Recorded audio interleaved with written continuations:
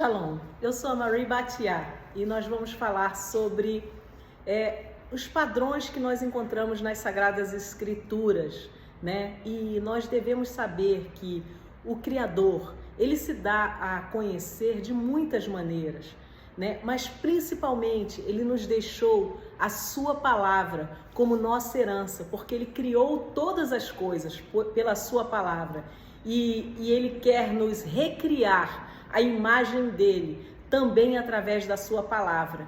Então não é por outra razão que a principal forma pela qual ele se dá a conhecer é a sua palavra. É claro que nós também podemos enxergá-lo, senti-lo, percebê-lo na sua criação, na obra magnífica das mãos dele, né? Quer seja na beleza e grandiosidade de qualquer detalhe da natureza que nos deixa extasiados, quanto num pequenino falar e tocar na nossa mente, na nossa carne, em momentos, também nos mostrando livramento, proteção, cuidado, né? De muitas formas ele fala conosco em sonhos, ele fala conosco de muitas maneiras, como eu tenho dito, mas principalmente ele deseja que nós o busquemos naquilo que ele nos deixou como uma herança, uma belíssima carta de amor pela qual ele se dá a conhecer, que é a sua palavra. E eu fico muito triste quando eu ouço pessoas dizerem, não, porque as escrituras, elas são uma armadilha. Sim, não pense nisso, porque nós não temos gurus, nós não temos outra fonte senão a Escritura. E olhe, não há ninguém mais poderoso, nem Ra-Satã, ninguém mais poderoso do que o próprio Criador, aquele que se fez nosso Pai, que nos chama, nós somos criatura dele, mas sermos filhos, família dele, é uma escolha, conforme está lá em João 1,12, né? A todos quantos o recebem, o aceitam, a estes ele faz filhos, não são todos filhos. Então, o que nós temos são as escrituras. Sim, existem traduções mal feitas, algumas até maliciosas, né? Mas nós temos ferramenta, porque o próprio Pai, ele dá a ferramenta. Mas é claro que como tesouro, nós não tropeçamos em tesouros fortuitamente nas calçadas, no meio da rua. Nós precisamos buscar, cavar, querer, pedir, e ele, mais do que ninguém, que nos deixou esse tesouro, o maior best-seller de todos os tempos, ele virá ao nosso auxílio e nos fará enxergar a sua beleza, a sua perfeição, a sua maravilha na sua palavra. E a palavra de Deus, ela tem padrões maravilhosos, e eu queria compartilhar com vocês hoje a história de Balaão e a sua jumenta. Balaão, um profeta mercenário, e nós temos uma advertência lá em Judas, verso 11, né, sobre Balaão, o profeta ganancioso, aquele que usava o dom de Deus para tentar auferir lucro. Ele é um tipo de religioso dos nossos dias. Judas fala, olha, cuidado com o caminho de Caim, o erro de Balaão, né, a ganância, né, e também a rebelião de Corá. São três tipos de falsos profetas, de religiosos que são levados para induzir as pessoas incautas a erro, mas não só as incautas, aquelas que têm as concupiscências também desses falsos profetas. Caim, aquele que oferece aquilo que ele acha melhor, aquele que quer adorar a Deus, fazendo para si um Deus conforme a sua imagem e semelhança e não ao contrário, né? Ele oferece como sacrifício, não é da primícia do seu rebanho, aliás, ele não tinha rebanho, não é da primícia da sua colheita, e nós sabemos que há colheitas, há ofertas que não são de gado, né? E nem de ovelha, ofertas de grãos eram possíveis, né? Então o problema não foi a oferta de Caim, né? Corá, né, a rebelião, aquele que almeja um cargo, uma função, uma visibilidade, né, que não lhe pertence, mas mais do que isso, Corá ele quis adentrar a presença do Altíssimo sem intermediário. Ele queria tirar Arão da jogada, né? E ele se fazer sumo sacerdote, ou seja, ele queria ser capaz de penetrar o Santo dos Santos sem o intermediário. E na história da novilha vermelha, né, das águas da purificação, nós vemos como que a água de purificação era para purificar do contato com a morte, né? E como Yeshua, lá em Hebreus 9, né, nós temos que Yeshua é essa novilha vermelha, da qual se faz a água da purificação, para nos purificar a consciência das obras mortas. E aqui eu me permito uma digressão. O sacrifício da novilha vermelha, que está descrito em Números capítulo 19, é um absoluto incógnito para os nossos irmãos da casa de Judá, porque ele é totalmente único e atípico em vários sentidos. Um sacrifício fora do altar, da área do tabernáculo, porque é fora do acampamento, onde o rito não é conduzido pessoalmente pelo sumo sacerdote. O sangue não é aspergido dentro do tabernáculo. O rito, todas as pessoas que participam dele, pelo menos 3 personagens, o que mata, o que queima, o que ajunta as cinzas, mesmo estando puros inicialmente, se tornam impuros. E todos esses oficiantes não são sacerdotes. Este é o desenho do sacrifício do nosso Mashiach, Yeshua, sacrificado fora do arraial, num monte que é visível da porta do templo, cujas cinzas ou restos mortais é o que serve para nos purificar do contato com a morte. Nos dias de Moisés, no tabernáculo, ninguém, salvo o sumo sacerdote, adentrava na presença da Arca da Aliança, no lugar santíssimo. Após a morte e ressurreição, Yeshua, ele é o nosso sumo sacerdote. O véu foi rasgado, mas a presença do Altíssimo ainda é um lugar santo. E sem Yeshua como o nosso sumo sacerdote, o intermediário, ninguém chega ao Pai. É isto que ensinou Yeshua quando ele diz: ninguém vem ao Pai senão por mim. Ainda temos um tabernáculo, que em 1 Coríntios 6:9 é dito: somos nós, o nosso corpo. Ainda temos um altar, os nossos corações. E o nosso viver deve ser sacrifício vivo neste altar, uma vida de obediência que agrade ao Pai. Assim, essa reflexão serve para nos dizer que sim, a rebelião de Corá ainda é um perigo hoje, porque ninguém pode adentrar no Santíssimo Lugar, na presença do Criador, sem um intermediário, o sacrifício do Yeshua, o nosso sumo sacerdote. Esse é um aspecto da rebelião de Corá que ainda é relevante nos nossos dias. Né? Purificar a consciência, a nossa alma, e de obras que não são frutíferas, obras mortas que não frutificam, né? Que não são as obras do Criador, né? E o que é o purificar da consciência pela água, que é a novilha vermelha do Mashiach? É purificar da dúvida e do medo, da dúvida em relação à palavra e do medo da morte. Nós vemos que os apóstolos, especialmente Pedro, isso é bem assim visível na vida de Pedro, quando ele quando ele vê Yeshua ressurreto, ele não mais teme a morte. E quando ele para de ter medo de morrer, ele então vive a plenitude daquilo que Deus tem para cada um de nós. Até a sua sombra curava.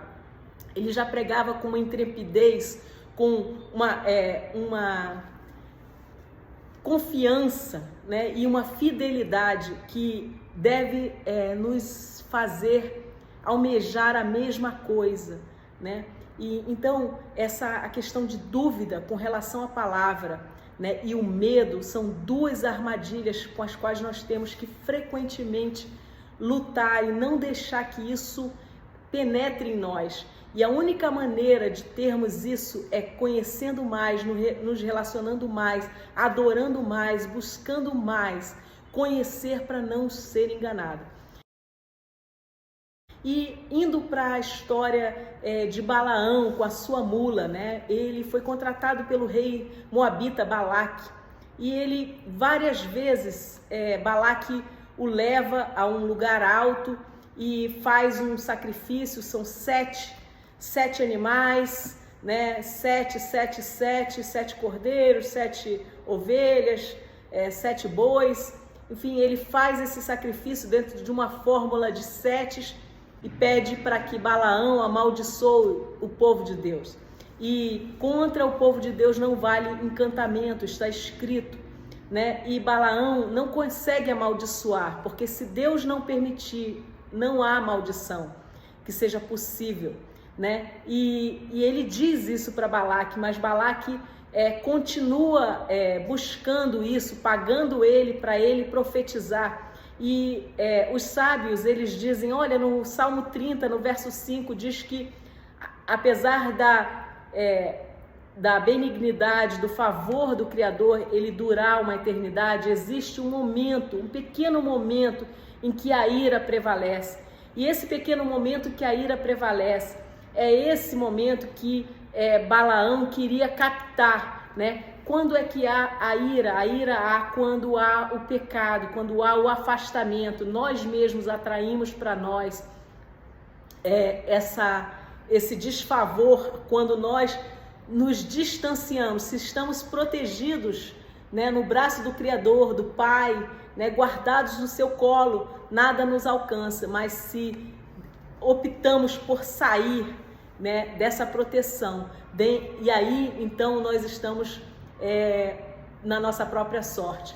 E Balaão, os sábios dizem, ele procurava enxergar, e ele tinha esse dom de verificar quando que essa ira ela estava ali, para que ele se alinhasse com isso e nesse momento ele amaldiçoasse o povo, né? E ele indo a caminho com os homens de Balaque, né? Um anjo aparece à frente da mula, porque o Criador não queria que Balaão fosse com aqueles homens. Tinha dito, apareceu durante a noite, e os sábios dizem também que, olha, Deus só se encontrava com Balaão à noite, não era qualquer horário, como quem não quisesse ser visto, não era muito intimidade. E a gente lembra daquela passagem em Romanos 12, que os dons são irrevogáveis. Então, há pessoas que recebem dons do Criador, mas a utilização deles é nossa escolha, e que podem até fazer mau uso, né, desses dons. Por isso que o Messias, ele nos ensina que você conhece quem é dele e quem não é pelo fruto, né? Você conhece, nós somos como árvores, e as árvores você conhece pelo fruto. Então você não conhece ninguém por dons, pelos dons que tenho, mas qual é o fruto na vida daquela pessoa? Esse é que nós devemos conhecer. É assim que alguém se dá a conhecer. O fruto é a nossa identidade. Se não temos frutos, devemos temer, porque devemos ter frutos. E se temos maus frutos, né, nós saibamos que seremos cortados e lançados ao fogo, como está escrito. Então, a mula de Balaão, ela vê esse anjo no caminho. Por 3 vezes, Balaão fere, dá chicotada na sua mula, porque ele não enxerga. E é interessante que aqui no capítulo 22 de Números, onde tem essa história, nos é dito que Balaão era um profeta de olhos abertos, né? E, no entanto, a mula dele, a jumenta dele, ela tem visão do mundo espiritual, e ele mesmo não tem essa visão do mundo espiritual. E quando ele fere 3ª vez a jumenta, o Yahua, o Criador, abre os olhos de Balaão e ele enxerga e ele teme. E ele diz, o anjo diz, olha, eu ia já te matar, porque você não estava vendo, né? E quando ele fere 3ª vez a mula fala com ele, alguma vez eu te traí para que você não confiasse em mim? E ele confirma que nunca traiu, não te sirvo desde que eu me entendo por jumenta, né? E ele confirma, você sempre me serviu bem, nunca me traiu. Mas ele, quando ele fere a 3ª vez, ele diz, porque eu acho que você está querendo zombar de mim, né? E ele machuca o pé, né? E eu trouxe essa história para vocês hoje para mostrar um padrão com outro animal falante que existe nas Escrituras, do qual nós lemos lá em Gênesis capítulo 3, que é a serpente. A serpente, ela não tendo nenhum relacionamento com Eva, pregresso, anterior, né? Ela incita Eva a duvidar da palavra do Criador. Não foi assim que Deus disse, né, que vocês não poderiam comer de todo fruto de árvore que tem no jardim? E Eva falou, não é bem assim, nós podemos comer de todos, só não daquela árvore que está no meio do jardim. Mas o que a serpente promete a Eva?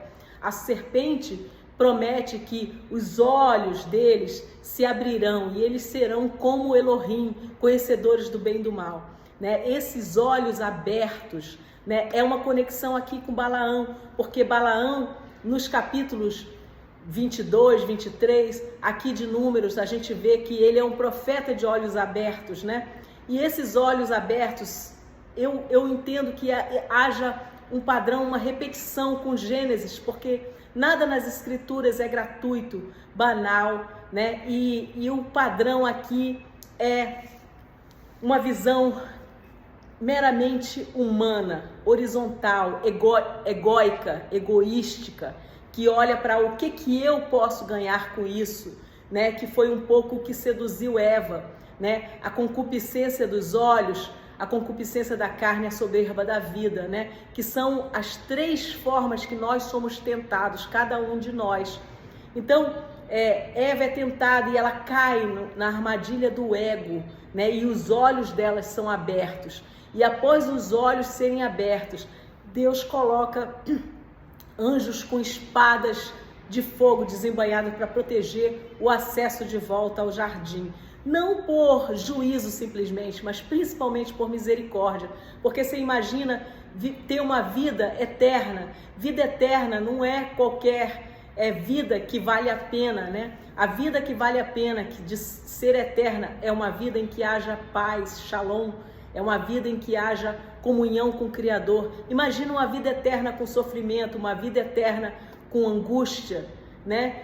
Que castigo que isso seria. Então, o acesso à árvore da vida, para que não desfrutassem de uma vida eterna, distantes do Criador, é um ato de misericórdia do Criador, né? E aqui nós temos dois animais, um que nos é dito que era digno da confiança e não desfrutou da confiança. Era um animal que tinha uma visão espiritual, né? Do mundo espiritual, ele enxerga o anjo, né? E não é digno. E Balaão era cego e ele tinha olhos abertos. Eva, ela buscou esses olhos abertos do mundo meramente físico, horizontal, e aí ela deu confiança à serpente, quando a serpente não era digna de confiança. A serpente traz dúvida sobre a palavra daquele que é digno de toda a nossa confiança sempre, que é o Criador dos céus e da terra, o Criador, o Rei do universo, o Rei dos reis, o nosso Pai. Então, nós temos esse padrão, né? Encontrar padrões nas Escrituras e buscar o ensino, que é como se fosse um ensino cíclico, né? E que nos mostra como o Criador, ele mostra e ensina nas nuances desses padrões, desses ciclos. E os padrões de dois é como nós completamos a verdade de um assunto, porque duas testemunhas ou mais, elas estabelecem a verdade. Por isso que Yeshua, quando envia seus 70 discípulos, ele diz, vocês vão de 2 a 2 para as aldeias, né? Então, porque duas testemunhas, né? É o que se estabelece a verdade, é uma lei do Criador que ele colocou na sua escritura e na sua criação toda, né? Então nós temos duas testemunhas, o sol e a lua, né? Então o pai e o filho, né? O homem e a mulher, nós temos sempre duas testemunhas, né? E dois caminhos, né? O caminho de vida e bênção, o caminho de morte e maldição. Escolhamos, pois, a vida para que vivamos. E assim eu me despeço dizendo Shalom.